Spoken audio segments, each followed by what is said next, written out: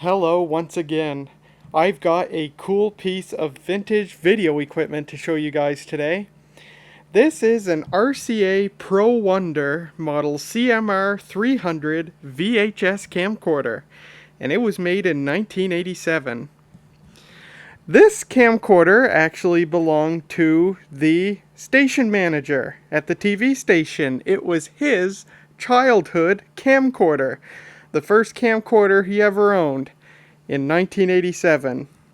And he recently dug it up at his parents' house, and he messaged me and he was like, "Hey, do you want this?" And I'm like, "Yeah, sure." And so he gave it to me, and it's complete with everything that it came with new. And this camcorder does work nearly 100% fine. It did need some work to get working. I had to replace the belts in the VCR section, which was a little difficult, but once I realized what I was supposed to do, it was straightforward from there. And I actually did a live stream when I replaced the belts in this VCR, and we tested it for the first time, and you can watch that on this channel if you're so inclined. I also, and this is quite a breakthrough for me, I replaced the pinch roller in this thing. Of course, all these RCA VHS camcorders were made by Hitachi, and if you've watched this channel for long enough, you'll know that the first thing about Hitachi VCRs and camcorders made in the 1980s is that today the pinch rollers in all of them are rock hard. My first vintage VCR that I ever owned, my RCA VPT292, that thing died because the pinch roller got rock hard and it started damaging tapes. The Casio VF3000, the rare portable VHS TV VCR combo that I used to have, that got junked because it had a junk pinch roller and I couldn't remove it. Same thing for the RCA VPT292, I couldn't remove it. And now we have this thing, and I knew right away that the pinch roller was going to be rock hard. And I was right, it was. It was pretty bad. And it wasn't so terrible that it was immediately causing damage to tapes like the Casio VF3000 was doing, but it was not good. The tape would become misaligned a little bit when you did reverse search and stuff like that. And oddly enough, this camcorder, well, this isn't the odd part, but this camcorder has the exact same VCR in it as the Casio VF3000 that I used to have. Casio VF3000 was just a Hitachi camcorder with a Casio TV slapped on the front of it.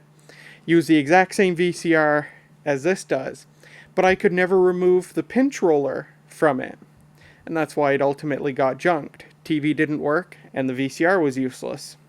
Well, imagine my surprise, amazement even, when I decided just for giggles to take a screwdriver and see if I could unscrew and remove the pinch roller, and it came out with no trouble at all. So, something I've never done before that I did for the first time with this camcorder, because I thought it was worth it, because the rest of this camcorder works perfectly, the camera section works perfect, and the VCR does work 99% perfect.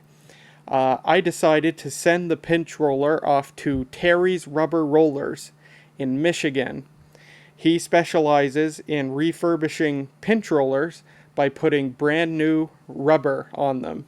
And so I sent him the pinch roller from this camcorder, and he stripped the rubber off it, put brand new rubber on it, sent it back to me, and for about $80, not cheap, it's a lot cheaper if you live in the US. If you live in Canada, he charges an arm and a leg for shipping. But for $80 and 5 weeks of waiting, I got back a pinch roller with the most beautiful, rubbery, grippy, brand new rubber you ever saw. And I put it back in this camcorder, and it's perfect. So this is the first vintage Hitachi VCR that I've ever owned, and I've managed to put a new pinch roller on it. And so that's working perfectly now. So new belts, new pinch roller. I can't remember if I greased it up or not, but at any rate, mechanically, it's all fine. the 1%, I say it's this whole camcorder works 99% perfect. The 1% is that the capacitors in the VCR section are going a little stale. When the camcorder's cold and you start recording onto the tape, you get a very slightly noisy picture, but after a few minutes of recording, it clears up and works perfect. So the capacitors in the VCR section are a bit stale. Capacitors in the camera section are fine. The camera's perfect right off the bat, but the VCR is a little noisy when you record until you've been recording for 5 or 10 minutes or so. But that's all. And I believe the capacitors in the VCR section of this thing are all through-hole, although it could be a multi-layer board, which would make it a bit difficult to replace. But if they ever get bad enough that it would become an issue, I can tackle replacing the capacitors in the VCR section of this thing. So there you go. We've got a perfect working, 99% perfect working VHS camcorder from 1987. New belts, new pinch roller, and this thing is mint. He took really, really good care of this thing. 15 years old when he got it, he took pristine care of it. 34 years later, still working. My first camcorder bit the dust after, what year did I get it? 2005, and it lasted until 2012, I think. So my first camcorder lasted 7 years. This one's still going 34 years later. That's pretty sweet. So, like I said, this came with all the original stuff. Got the viewfinder here with the microphone on it. This is a removable piece. It all plugs in right there. The original handle, which screws into the accessory shoe for picking it up. The only thing that's missing is this little rubber cover right there was missing, and the screw was missing as well. So I found a screw that fits, but that's all cosmetically that's wrong with this thing. And the original battery that came with it, which I have charging right here on the original AC charger, which also serves as a battery eliminator for powering the camcorder from AC. The original battery still works. I don't know how much of a charge it holds. The longest I've used it on a charge is like half an hour or something, but it does hold at least some charge, so that's pretty amazing. And then the original hard case with great big RCA logo on it. There's the original owner's manual.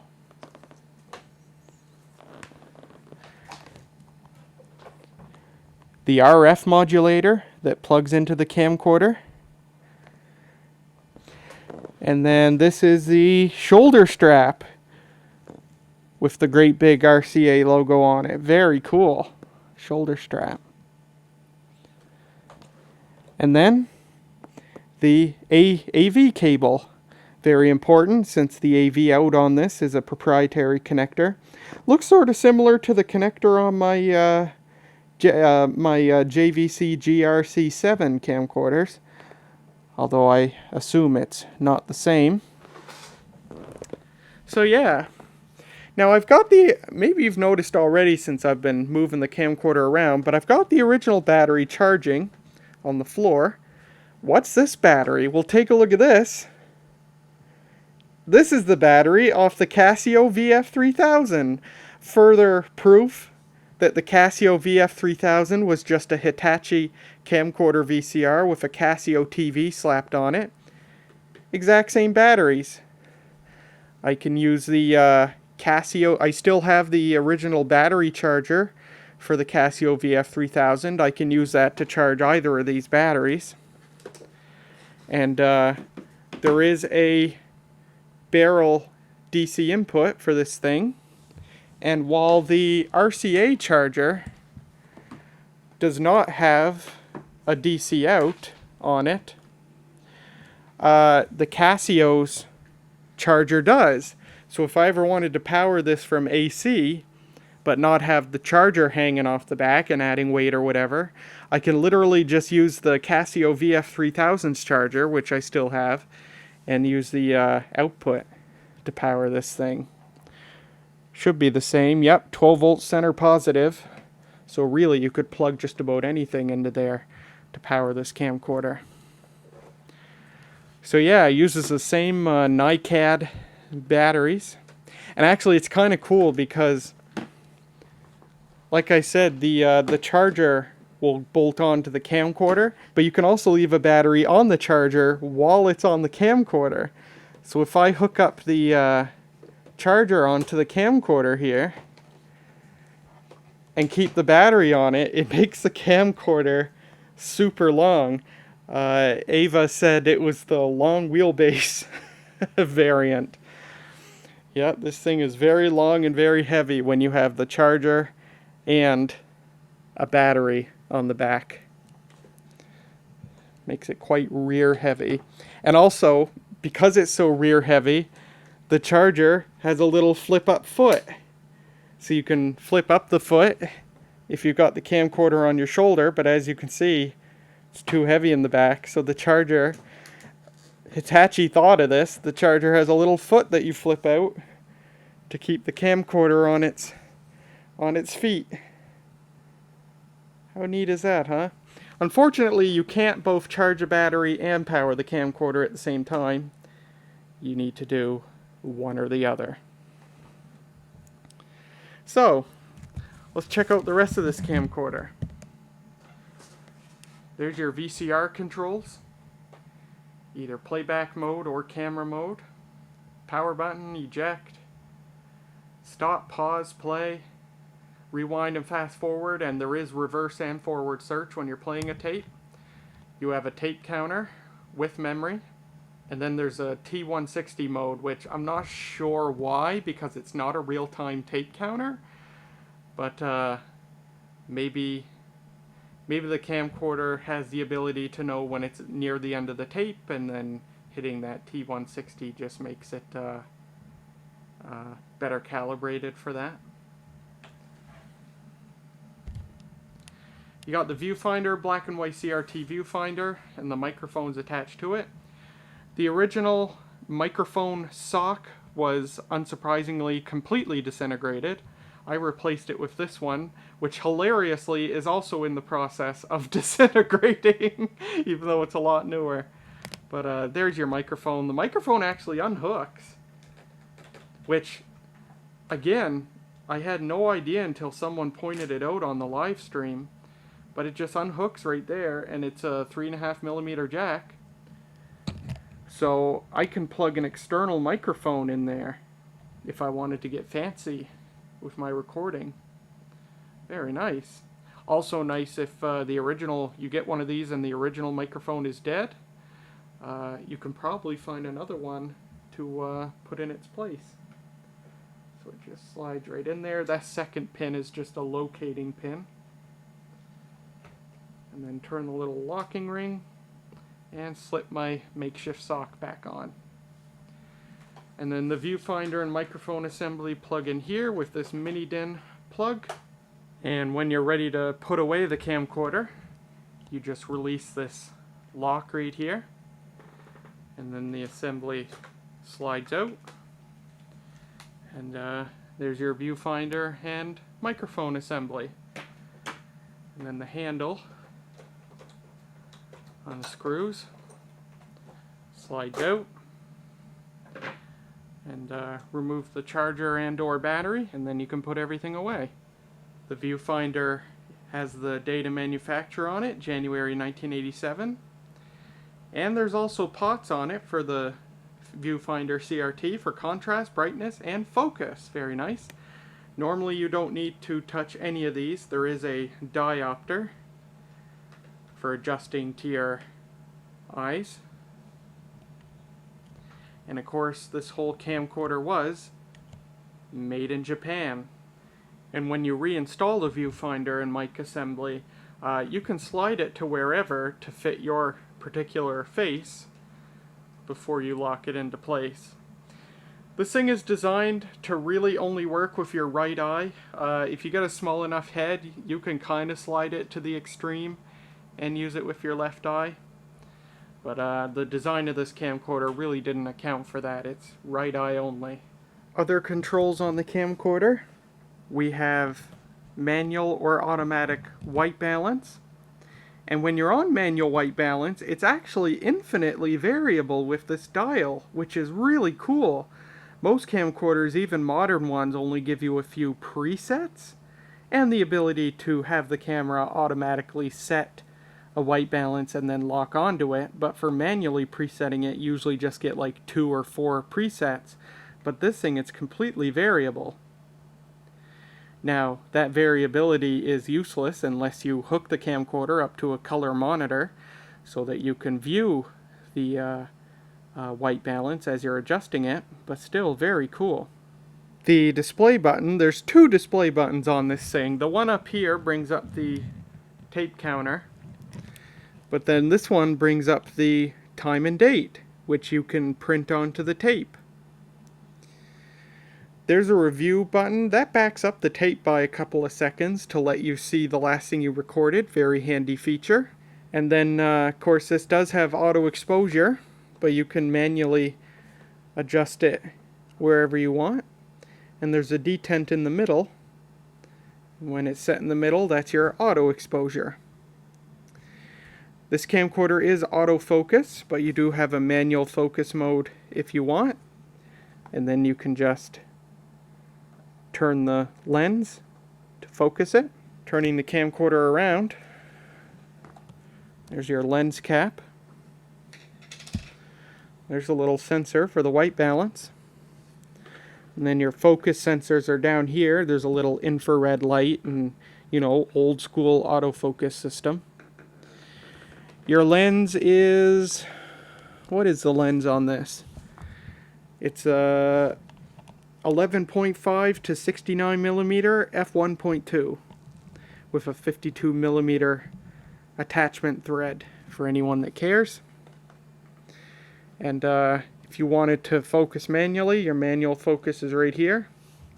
And typical of early camcorders like this, the focus range is very limited. You need to be at least about 3 feet away minimum to get a focus, but also, like a lot of early camcorders, there is a macro mode that you can go into by holding this button and then turning the lens even further. And the macro mode is amazing. At its extreme, it literally focuses inside the lens. The focus point is inside of the surface of the lens, which is pretty amazing. So if you are filming stuff close up, you can always get a perfect focus using the macro mode. And of course there is power zoom. Your zoom button's right there. And then on the other side, the VCR does have the VHS HQ standard. You get your AV out jack, an earphone jack for when you're playing back the tape, a record remote if you had a wired remote to start recording from away from the camcorder or stop recording, and a tracking control, which you normally leave in the middle unless you're playing tapes, for some reason, playing tape recorded from another VCR on your camcorder. Which I guess, you know, nothing's stopping you from using this camcorder as a VCR. Heck, if you were out traveling somewhere back in the day, stayed at a hotel, maybe the hotel didn't have a VCR, you bring your favorite movies with you, and as long as they were recorded in SP, hook your camcorder up to the hotel TV and play your movies through your camcorder. Nothing's stopping you at all. And then finally, behind this door is where you can put 2 button cell batteries. The original batteries were still in this thing when I got it, long dead. Luckily they didn't leak. And then you've got buttons there to set the time and date. It says character here. I'm not sure if there was like an optional character generator that you could hook up to this. Maybe it says it in the manual. But there you go anyhow.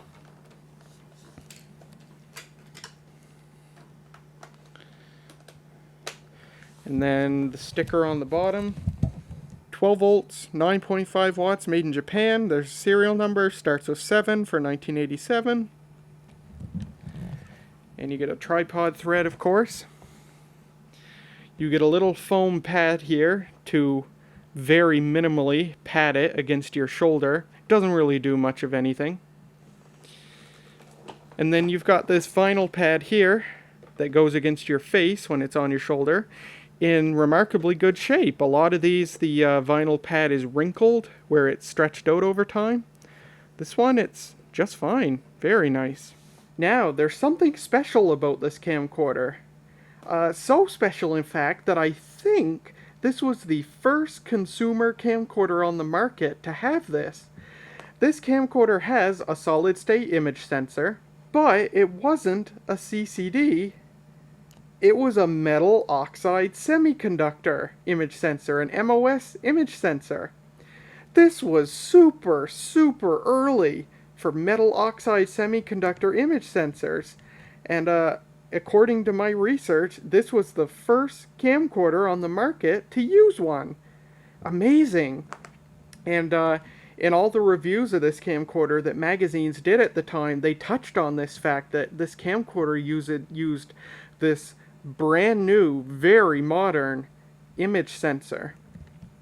Metal oxide semiconductor. Now, of course, today, CMOS sensors are the norm. CMOS sensors replaced CCDs maybe 10 years ago, give or take.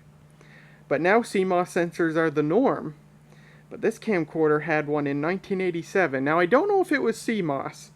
Being 1987, it might have been an earlier metal oxide semiconductor technology like NMOS or PMOS, because it just says MOS, so there's really no knowing. But yes, this was very modern at the time, and RCA did offer this very exact camcorder with a CCD. It was the model CC300, and this is the CMR300 with the metal oxide semiconductor image sensor. It was more expensive, but what you got was better light sensitivity. And the light sensitivity of this camcorder was excellent for the time. Popular Mechanics magazine in 1987 compared this camcorder up against the biggest contenders of the time. One of Canon's Video 8 camcorders, one of JVC's VHS-C camcorders, one of Sony's Beta Movie camcorders. And this camcorder had the best low light sensitivity because of that metal oxide semiconductor image sensor. Very cool. And this generation of Hitachi camcorder was actually the first to use a solid-state image sensor. If he had gotten his first childhood camcorder just a year prior, and it was an RCA, it would have had a Satacon tube. The Hitachi and RCA camcorders immediately before this generation used a Satacon tube. This was the first generation of them to use a solid-state image sensor. Too bad. I am a big fan of vacuum tube-based cameras, and I would have just gone wild if this was one of the just prior camcorders that had a Satacon tube. But that's okay. Maybe someday I'll have one. Well, alright, that's all you ever wanted to know of this thing. How about we do a recording test? We're running on battery power. Don't know how charged it is, but we'll find out. Tuck our lens cap away. I've got a tape here ready to go. This tape does have some damage on the beginning, but it'll work good enough.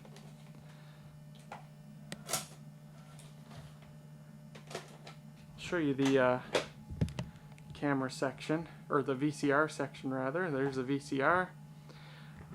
Gear idler. There's your head drum, smaller size head drum. Your normal 2-head head drum, mono, linear audio. There's that brand new pinch roller. So let's put in our tape. So I'll put in our tape and switch the mode switch to camera mode. Now I'm going to turn it on, and when I turn it on, it'll thread up the tape, and if you listen, you can tell that this is the exact same VCR that the Casio VF3000 used, because it sounds exactly the same threading up the tape. Take a listen. Nice example to make a recording out of. So I'll just hit play here.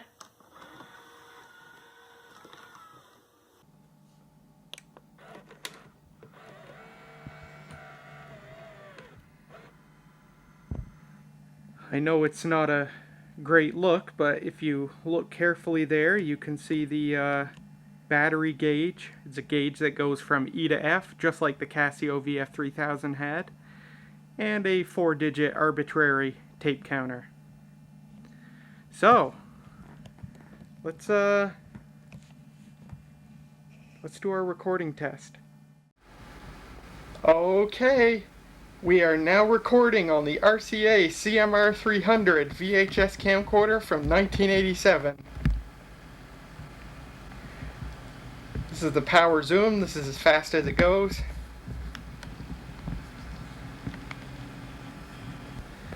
Well, that battery lasted 30 seconds, so we're on to the other battery now. But I'll just zoom around the room here. I have no idea if the white balance is working accurately, but I guess we'll find out. I'm too lazy to hook a color monitor up to this to see.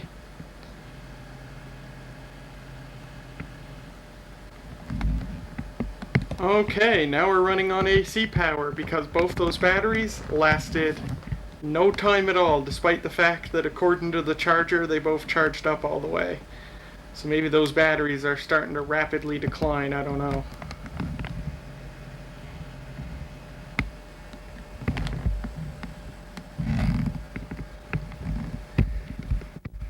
Can't really tell how the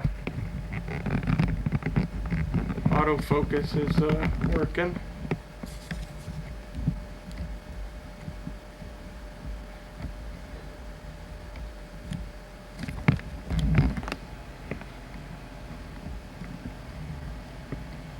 At least I'm on a long extension cord so we can still walk around.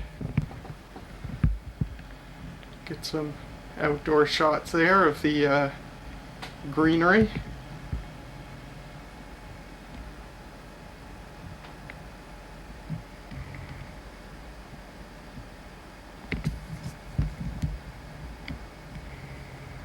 The autofocus doesn't like that.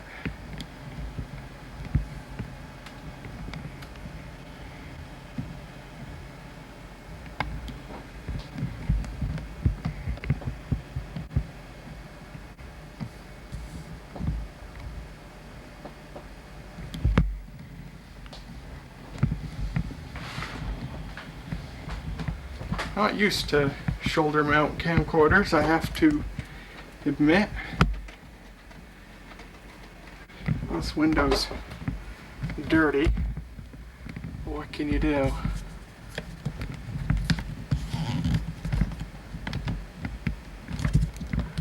There's the focus down there.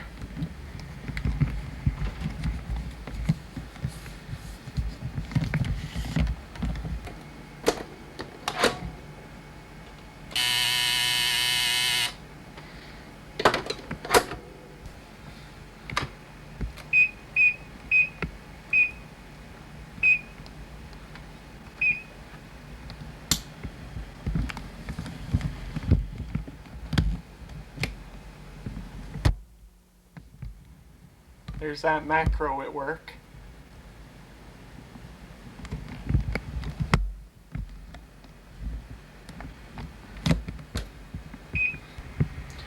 There's us, tethered by our cord.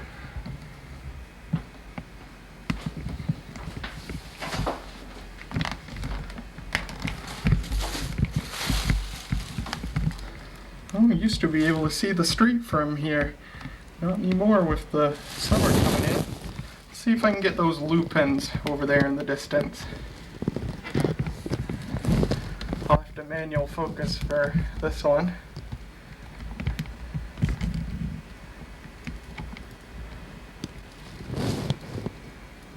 You can see those purple lupins.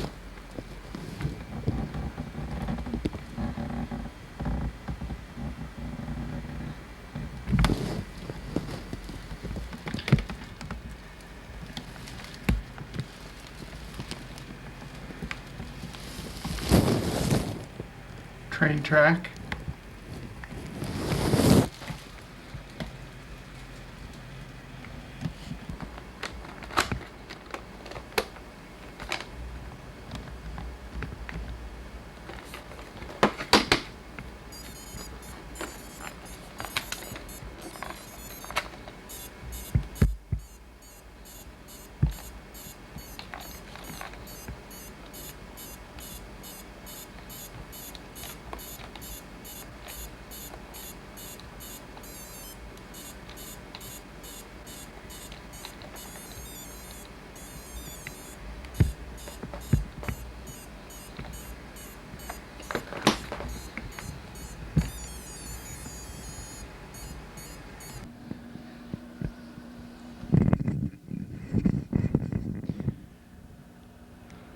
And this is me testing an external microphone in the mic jack with the internal microphone removed, with the camcorder precariously mounted on my tripod, which isn't quite built to handle a camcorder of this weight with the head extended all the way up.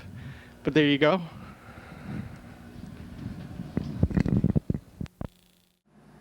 And this is future me editing this video after I've already finished taping it.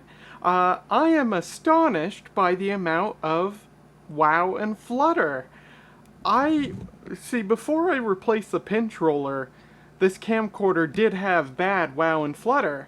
But after I installed the new pinch roller, I tested it and I thought it seemed to be greatly reduced. But this whole recording test had really awful wow and flutter, and I'm not sure why.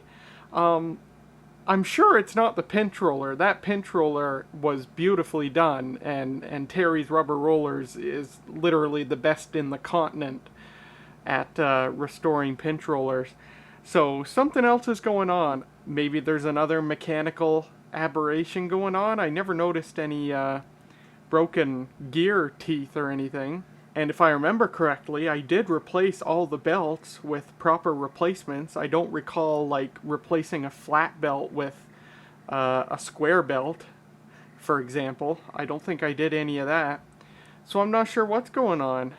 Maybe it's just old age. Maybe this is normal. Not sure, but anyway, I just wanted to acknowledge that it is pretty awful wow and flutter. I am not completely oblivious to it. So perhaps some future work need to be done to this camcorder. Looking in the manual here, there was indeed a character generator, an optional one, model CGA020. And also, take a look at this. It turns out that you can actually record to the camcorder from an external composite video source. Model VAA002 lets you actually use the camcorder as basically a general purpose VCR. And that annoys me because I now know that all it is that AV out jack already has input pins on it, and all that is a breakout box to break out those pins into two RCA connectors. So this camcorder has the ability to input a composite AV source, but they made you pay extra to use it. That's dumb. And it's kind of funny here. Somebody, perhaps a 15-year-old kid with a future lifetime career in television, somebody circled this model WM002 wireless microphone system. So evidently he already had some pretty advanced ideas in his head as for what he wanted to do with his first camcorder. Pretty cool. And with that, there's the RCA Pro Wonder model CMR300 VHS camcorder from 1987. What an excellent, nice little camcorder it is. 34 years on, still working just fine, just needed new rubber.